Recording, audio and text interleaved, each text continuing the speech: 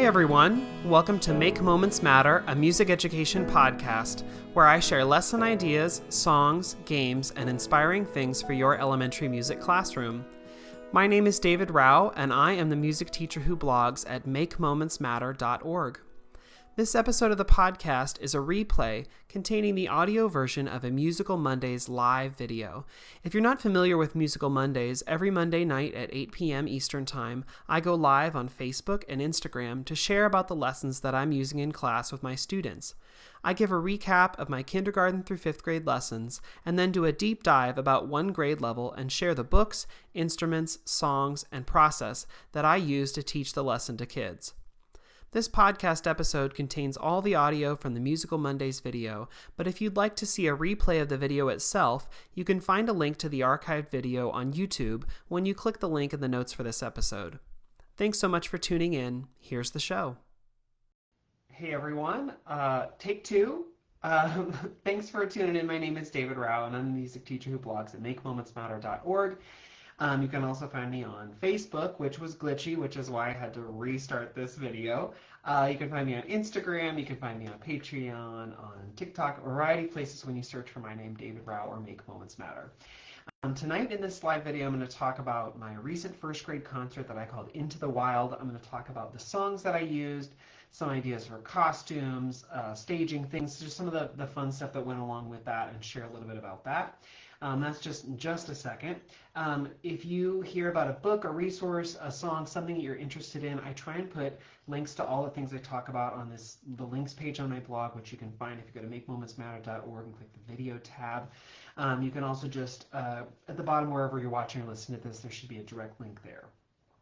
If you want to continue your professional development journey this summer, I'm going to be a part of two courses teaching Orff Schulberg. I'm doing level 1 in Orlando, that's June 1st through the 12th, and then doing level 2 in St. Louis, which is July 6th through the 17th. If you are around and you want to join, please come and join us for one of those levels trainings. It changed my life, it changed my trajectory as a teacher.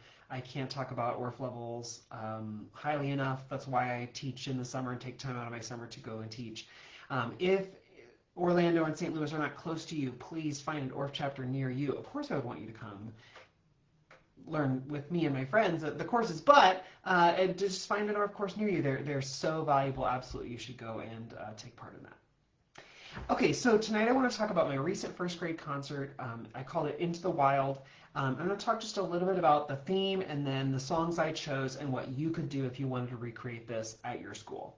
So every year for my first grade concert, it's like the first real concert that my students have at my school. In kindergarten, I do something called Bring Your Grown Up to Music Day, which is like kind of an informants. Like they get to bring in one grown up and they come to the music room and their grown up gets to do music with them, basically. So in kindergarten, they don't really have a concert per se. So first grade's really like from their first concert. So in this concert, I don't want to really take any time out from the school year to teach them anything that they're just going to do in the concert. And there are a couple of reasons for that. One is I don't feel like it's worth my time to take a lot of time out of the school year to teach them stuff they're only going to use for the concert. I want them to learn things that are curricular, that are on grade level, that are absolutely worth their time. And so when I choose songs for the concert, I try and choose songs that I would like teach anyway, right? Okay, the other thing is that first graders do not retain a lot. So when I'm teaching them something, I feel like I got to teach them things that like I can use and reuse through the year instead of just teaching them something where I'm like, quick, learn this before our concert, because like they won't get in time. It's not going to be as impactful. So when I'm choosing music for a concert, I try to choose things that I'm going to teach anyway. So a lot of my concerts in first grade are like pretty generic. Like I've done one that's like Going to the Farm, one that's like See You at the Circus, one is like what was another one? What's the one? Growing Up, about like getting older. I mean, like they're all pretty generic so that I can use so many of those like first grade beginner songs and just like tie a bow on them and make them concert ready. So a lot of the songs that I use in these concerts are just those simple songs we're going to teach in first grade anyway. And that's sort of the reason for the theme for this concert. So I called it Into the Wild, and it was like roughly like a let's go to the forest, let's go to the mountains kind of concert, which opens you up for a lot of things.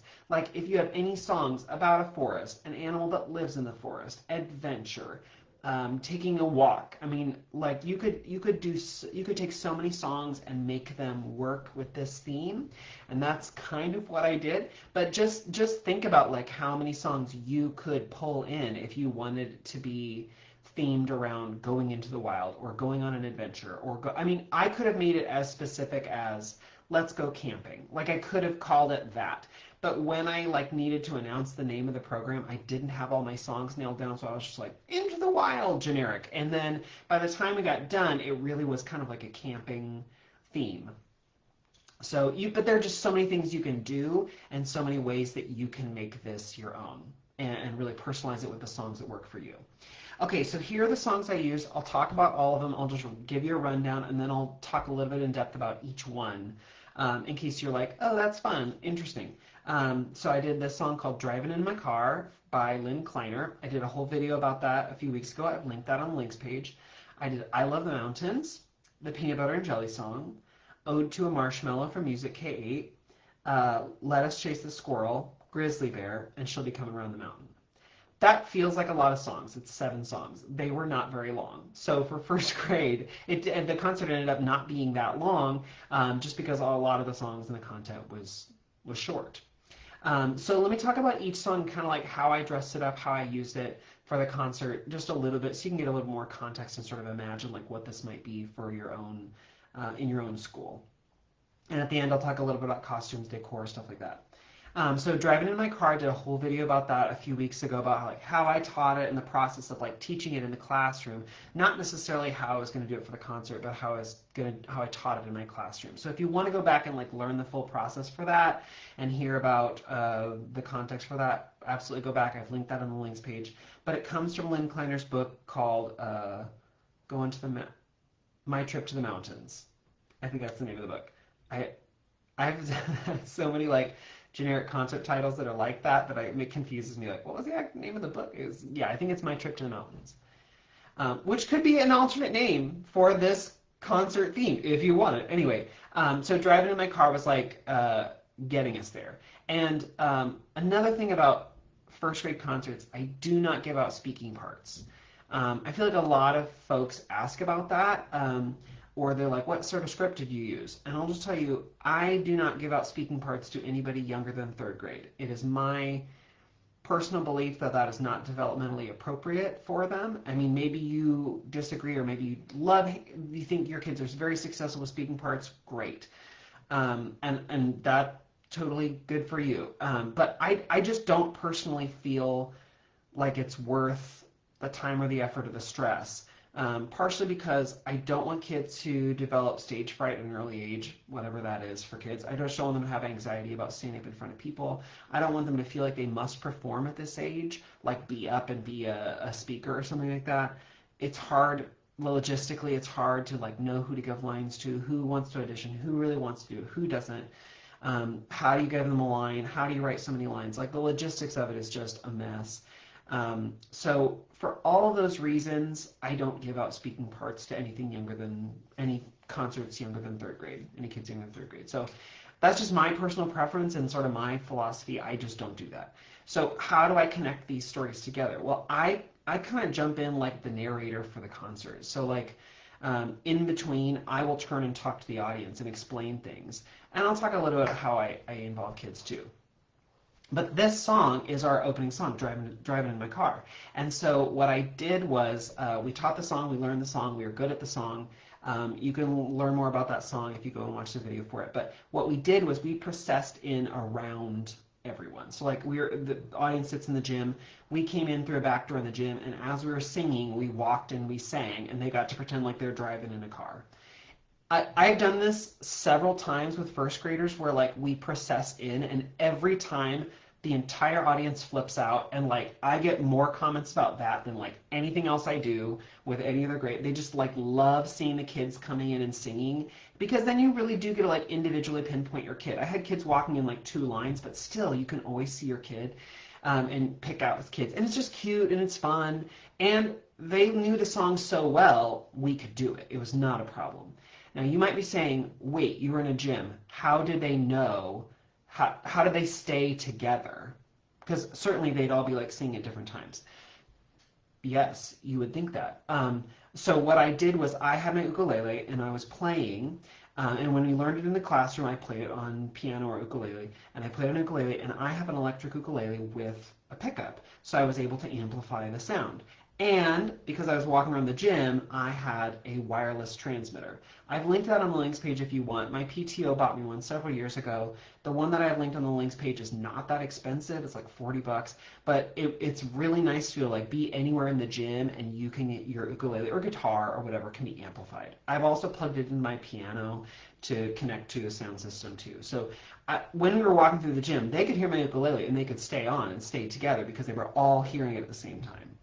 So that's what made this song really possible. We walked around like 2 or 3 times, and then as we finished the final chorus, we were walking up and found our spots on the risers. It looked amazing. Parents were impressed. It was cool, but really it was like we just knew the song. It was about driving, and because I taught it with movement to begin with, they were used to singing and moving.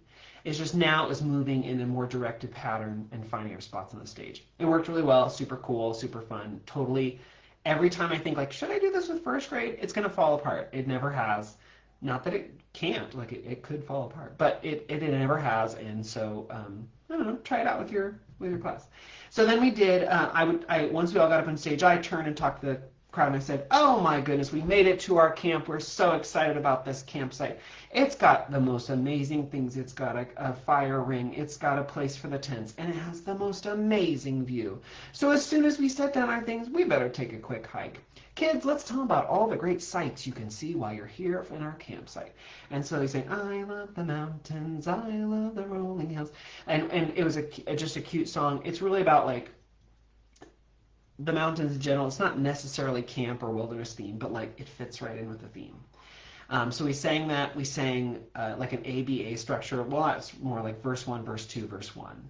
And I linked to Beth's notes on the links page. If you're like, I don't know that song very well, I want the notation, I linked that on the links page in case you want to go and find that for yourself and recreate it for yourself. Then we did the PB&J song. So I turned to the audience and said, you know, after that hike, I'm pretty hungry. Kids, are you hungry too? And I sat down and I said, okay, everyone, reach in the cooler. Let's pull out all the ingredients to make the best possible snack, a PB&J. Okay, bring out your bread. And they're like, okay, here it is. I was like, yep, I packed that. Okay, now you were supposed to pack the peanut butter. Grab out the peanut butter. And the kids were like, we don't have any peanut butter. And I was like, how are we going to make a PB&J? Well, do you have the jelly? Grab the jelly. And they're like, we don't have the jelly. So the whole song of peanut butter, and jelly. Peanut butter, and jelly. And then it goes like, first you take the peanuts and you dig them. So the whole thing is about like digging up peanuts, cleaning and washing them, smashing them, making peanut butter from peanuts, and then like making jelly from berries. And so the whole song is about creating a PB&J. And so we did that, performed that full song.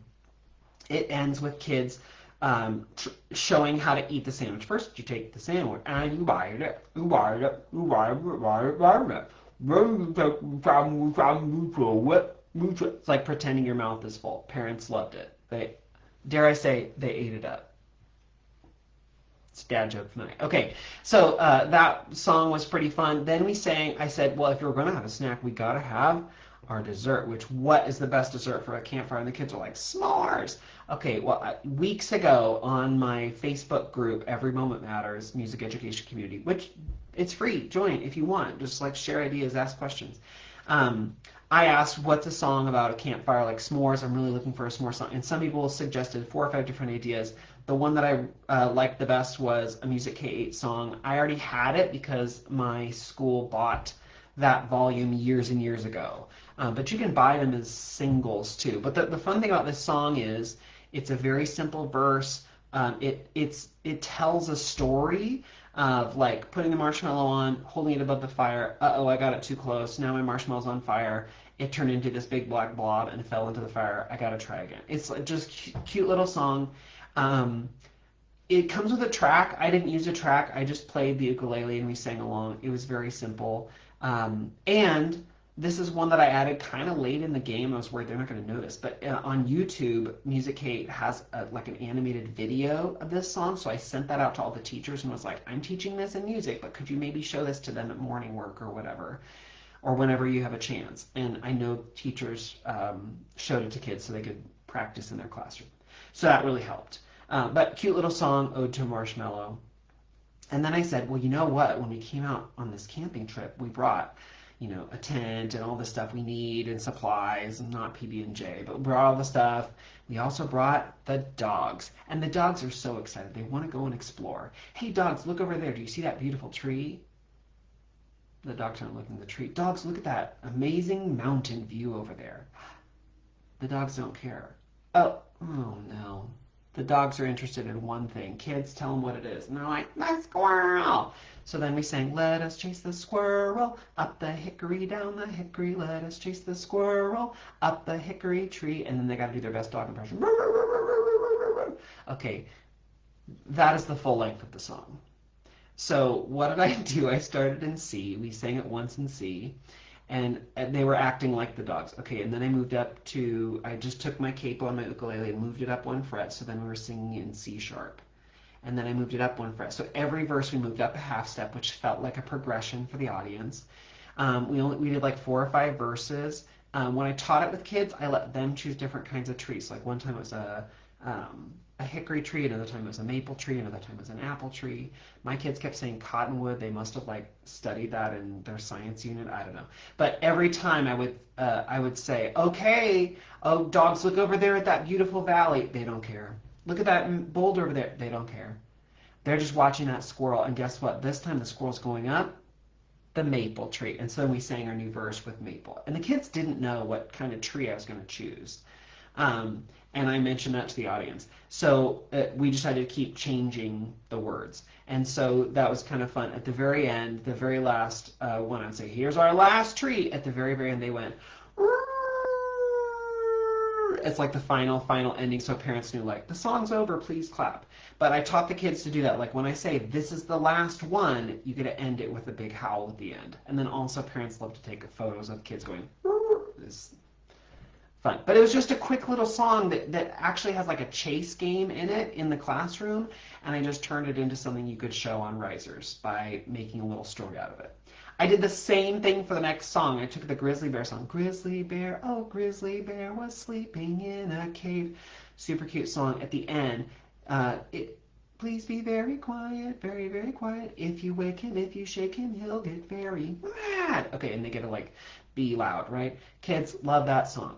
I also teach it with a chase game when I teach it in the classroom. I taught it early in the year. I brought it back for this concert, and instead of having a chase game, which I've actually done that before at concerts, of like have a class be like a demo class, I didn't do that this time. Instead of being a chase game, the kids just did actions or he'll get very mad, and they got to do their best bear face, which I every day was like, we gotta have terrifying bear faces. And so after we sang that one time through, again, you're going, David, that song is 20 seconds. How did you make this appropriate for a concert? I said, audience, I'm so sorry. I should have told you that was coming. It was a surprise. I'm so sorry. It's my bad. But wasn't that fun? Anyway, I'm sure this time the bear will stay asleep. And I turn to the kids, I'm like, no, the bear's going to wake up. I'm sure it'll stay asleep, parents. And so I moved the capo and we sang another half step up, and the kids got to be bears again. And I did this we did it like 3 times, and every time I was like, oh, sorry, audience, we definitely aren't going to try and scare you this time. And so it just became like a game, but also then like parents knew, like, I can get a picture of my kid being a bear if I have my camera ready. So that's what the last time too, they got to, once the very final time, say, this is our last time, they got to hold their best bear pose and take a bear photo.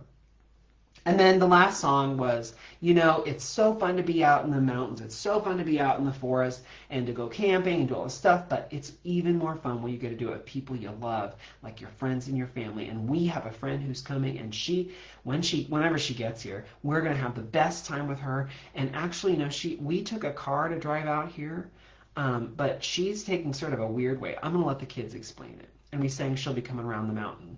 And so the verses were, she'll be coming around the mountain when she comes, which is like a train. She'll be driving 6 white horses. We'll all go out to meet her. We'll all have chicken and dumplings. She'll wear her red pajamas. She'll have to sleep with grandma. All of it I just rethemed as camping. So she'll come around the mountain. Okay, she's coming to the campsite on the horses.